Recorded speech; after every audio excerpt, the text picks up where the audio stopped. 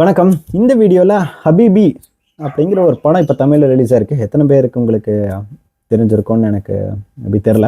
ஏன்னா இந்த வாரம் ஆல்ரெடி அப்சஷன் வந்து நிறைய பேர் அப்சஷனில் இருக்காங்க. அதுக்கப்புறம் டிஸ்க்ளோசரி அந்த மாதிரி படங்கள், பிளாஸ்ட்டு, கருப்பு இந்த மாதிரி போனதுனால இந்த மாதிரி ஹபீபி ரொம்ப லிமிட்டடான தேட்டர்ஸ்லாம் லிமிட்டடான ஷோஸ் தான் போட்டிருந்தாங்க. ரிவ்யூஸில் நிறைய டேரக்டர்ஸ் ஆகட்டும் நிறைய பேர் பார்த்துட்டு ஆஹா ஓஹோ அப்படின்னு எல்லாம் சொல்லியிருந்தாங்க. சரி எனக்கும் சரி ஓகே. அது படம் வந்து எங்கள் மார்க்கெட்டிங் பண்ணதே ஒரு கம்ப்ளீட்டாக ஒரு முஸ்லீம் ஃபேமிலி, அவங்களுக்குள்ளே இருக்கிற அந்த கலாச்சாரம், அவங்கள பற்றின ஃபுல் கதை அப்படிங்கிற ஒரு விஷயத்த வந்து சொல்லியிருக்காங்க. அவ்வளோ அழகாக சொல்லியிருக்காங்கன்ற மாதிரி இருந்தாங்க. கஸ்தூரி ராஜா அவர் வந்து அப்போ ஒரு ஆக்டிங்காக ஒரு பர்ஃபார்மன்ஸ் ஒன்று பண்ணியிருக்காரு. அதெல்லாம் பார்த்ததுக்கப்புறம் சரி ஓகே இந்த படம் நம்ம ட்ரை பண்ணி பார்க்கலாம் அப்படின்னு போனேன். ஏன்னா இந்த படத்தை மீரா கதிரவன் ஒரு ரியல் டைம் நடந்த ஒரு இன்சிடெண்ட் அதை பேஸ் பண்ணி அப்படியே எடுத்திருக்காரு அப்படின்ற மாதிரி விஷயங்களும் இருந்தது.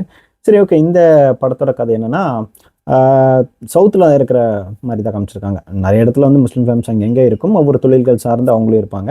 இது சவுத்தில் திருநெல்வேலி சைடில் பக்கத்தில் வந்து கடையநல்லூர், குற்றாலம் பக்கத்தில் உங்களுக்கு தெரியும்னு நினைக்கிறேன், நிறைய பேருக்கு தெரியும்.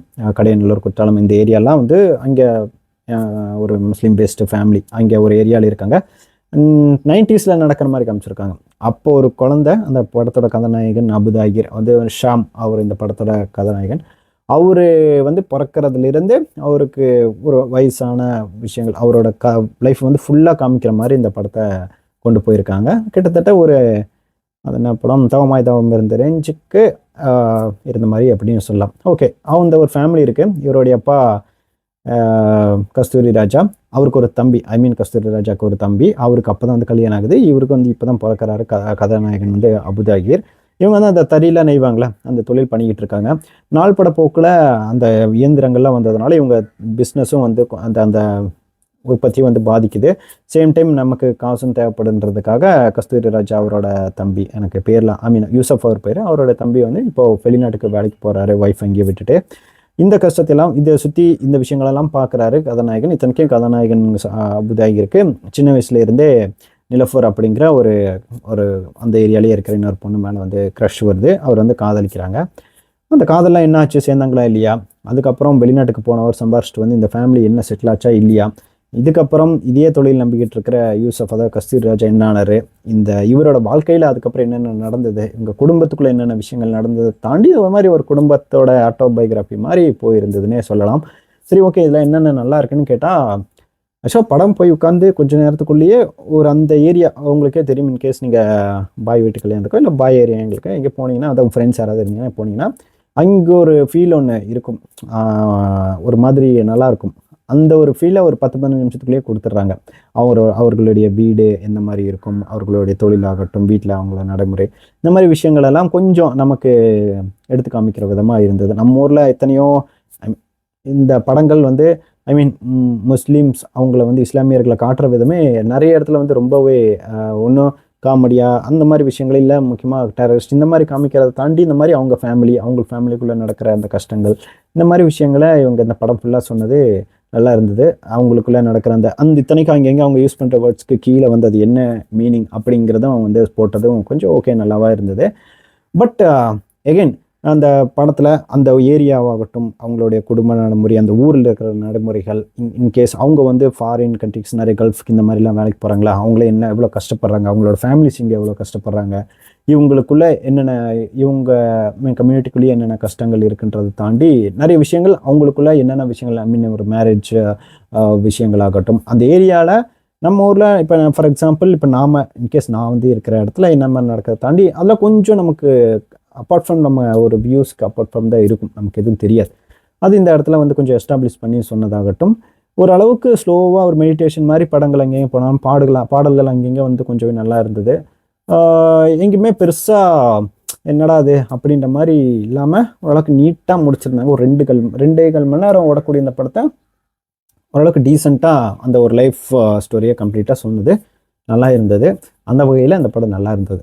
சரி ஓகே, பட் அந்த ஃபேமிலியோட ஸ்டோரி ஆகட்டும், அவங்க படுற கஷ்டங்கள், அந்த விஷயத்த இன்னும் கொஞ்சம் எஸ்டாப்ளிஷ் பண்ணிட்டு இந்த படத்தில் காதல்களை கொஞ்சம் கம்மி பண்ணியிருக்கலாம்ச்சு. ஏன்னா எனக்குலாம் ரொம்ப அந்த லவ் சீன்ஸ்லாம் ரொம்பவே அன்வான்டான்ற தாண்டி ஃபர்ஸ்ட் ஹாஃபில் அந்த கதாநாயகன் பண்ணுற லவ்லாம் வந்து பெருசாக அந்த சீன்ஸ் எனக்கு எதுவுமே இருக்கட்டும், ரிப்பீட்டடாக ஊறப்பட்ட படங்கள் அடித்து துவைச்சேன். அது 90s நடக்கிற மாதிரி காமிச்சேன், அதுக்குன்னு அதே மாதிரி தான் காமிக்கணும். அந்த சிங்கிள் முழுமையாகவே நிறைய சிங்கிள் எடுத்துருக்கலாம். ரொம்பவே அதை ஒரு கட்டத்துக்கு மேலே அதை பேஸ் பண்ணி தான் ஸ்டோரி போகுது. 2ஆம் பாதியில் இன்னொரு காதல் அந்த ஒரு விஷயத்தை வச்சு தான் போகுதுன்றதே எனக்கு வந்து பெருசாக ஒர்க் அவுட் ஆகலை. எனக்கு அந்த காதல் காட்சிகள் ரெண்டு காதல் காட்சிகள் எதுவுமே ஒர்க் அவுட் ஆகலை. பட் அதை சேர்ந்து அதை சார்ந்து வந்து அங்கங்கே பாடல்கள் வந்துட்டு இவங்க கஷ்டத்தை ஆகட்டும் அந்த காதல்கள் எல்லாம் சேர்ந்து ஒரு பாடல்கள் அங்கங்கே வந்தது. பேக்ரவுண்டில் கொஞ்சம் நல்லா இருந்தது, எனக்கு ஒர்க் அவுட் ஆச்சு. பட் அங்கே நான் ஆல்ரெடி சொன்ன மாதிரி அந்த காதல்கள் முதல் பாதியில் வந்து அந்த ஒரு லவ் ஆகட்டும், செகண்ட் ஹாஃபில் வந்து அது சுத்தமாக ஒர்க் அவுட் ஆகலை. அது இன்னும் எனக்கு ஒரு டிசப்பாயிண்டிங்காக தான் இருந்துச்சு. பட் மற்றபடி அவங்க ஃபேமிலிக்குள்ளே முக்கியமாக அவங்க சித்தியாக வர ஒரு கேரக்டர் ரொம்பவே நல்லா பண்ணியிருந்தாங்க. அவரோட இவரோட சித்தப்பா வர கேரக்டரும் இவங்களாமே ரொம்பவே நல்லா பண்ணியிருந்தாங்கன்றதை தாண்டி ஒரு விஷயத்தை நோட் பண்ணது என்னென்னா, இந்த படத்தில் கதாநாயகன் ஃபர்ஸ்ட் ஹாஃபில் ஒரு சின்ன பையனாக காலேஜ் ஸ்கூல் பையனாக வரான். அந்த ஒரு உடல் தோற்றமாகட்டும், செகண்ட் ஹாஃபில் அவரே வந்து கொஞ்சம் உடல் நான் கூட வேற ஆளோ அப்படின்னு நினச்சேன். பட் அந்த உடல் வேரியேஷன் வந்து அது யூசப் ஆகட்டும், கதாநாயகன் கஸ்தூரிராஜாவும் நிறைய பேர் அந்த தோற்றம் டிஃப்ரெண்ட்டாக காமிச்சது நல்லா இருந்தது. ஆக்சுவலாக அது கொஞ்சம் உண்மையாகவே அத்தன்டிக்காக இருந்தது, ஆர்டிஃபிஷியலாக இல்லாமல் அது எல்லாமே ரசிக்கிற அளவுக்கு இருந்தது. பட் அகைன் ஆல்ரெடி சொன்ன மாதிரி ரொம்ப ட்ராகியாக இருந்தது இந்த காதல் காட்சிகள்லாம், தேவையில்லாமல் இருந்தது. அட்லீஸ்ட் அந்த ஃபேமிலி இது வச்சு இன்னும் ஃபர்தராக மூவ் ஆகிருக்கலாம், இன்னும் சென்டிமெண்டல் அப்பாவோட சென்டிமெண்டல் வச்சு நிறைய விஷயங்கள் கொண்டு போயிருக்கலாம். எனக்கு அப்படி தான் தோணுச்சு. செகண்ட் ஹாஃப் இன்னும் அந்த அவரோட பிரிவு வந்து இன்னும் கொஞ்சம் எமோஷ்னலாக காட்டக்கூடிய அளவுக்கு இருந்திருக்கலாம். அந்த ப்ரொசீஜர்ஸ் இதை காட்டுற விஷயங்கள் அதெல்லாம் ஓகே, ஒரு எமோஷ்னலாக இருந்தாலும் இன்னும் அந்த ஃபாதர் சன், இந்த பிரதர், அந்த குடும்பத்துக்குள்ளே இருக்கிற அந்த ஒரு அழகை, அந்த ரிலேஷன்ஷிப்போட அழகை இன்னும் கொஞ்சம் எஸ்டாப்ளிஷ் பண்ணியிருக்கலாம். அது எனக்கு ரொம்ப ஒர்க் அவுட் ஆகலை. லவ் சீன்ஸ் இன்னும் சொல்லப்போனால் கிளைமேக்ஸ் இவங்க மாதிரி ஒரு அந்த ஒரு விஷயத்தை எப்படி முடிக்கிறது, அந்த ஒரு விஷயத்தில் அவங்க முடித்த விதமும் எனக்கு ஓகே, சரி ஓகே. அதுக்கப்புறம் என்ன நடந்திருக்குன்றது, என்ன நடக்கும் அப்படின்றத வந்து பற்றி பேச வேணாம். பட் அகெயின் ஓரளவுக்கு ஒரு டீசெண்டான ஒரு படமாக இருந்தது. நான் அந்த மாதிரி ரிவ்யூஸ்லாம் பார்த்து ரொம்ப எதிர்பார்த்தேன்.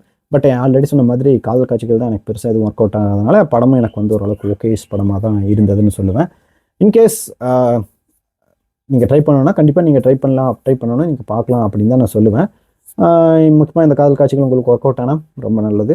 இன்கேஸ் அதுவும் ஒர்க் அவுட் ஆகலை, அந்த ஃபேமிலி சீன்ஸ் எங்கேயுமே எந்த ஒரு இடத்துலையும் வந்து யாருமே நல்லா இல்லை அது அப்படின்னு சொல்லிட முடியாது. ஏன்னா அந்தளவுக்கு எனக்கு ரொம்பவே பிடிச்சிருந்தது. முக்கியமாக சொல்லணும்னா ஒரு பஞ்சாயத்து சீன் வரும், அதில் கஸ்தூரிராஜா அவரோட மற்ற பையன் இவங்களோட பர்ஃபார்மன்ஸ், அந்த இடமே அந்த சீனே ரொம்பவே நல்லா இருந்தது, எனக்கு ரொம்ப பிடிச்சிருந்தது. அந்த மாதிரி அங்கங்கே வரக்கூடிய இந்த ஃபேமிலியை சுற்றி நடக்கக்கூடிய சென்டிமெண்ட் காட்சிகள் எனக்கு ரொம்பவே ஒர்க் அவுட் ஆகுது, அது எனக்கு பிடிச்சிருந்து. அதுக்காக இந்த படத்தை மேபி நான் ரெக்கமெண்ட் பண்ணுவேன்.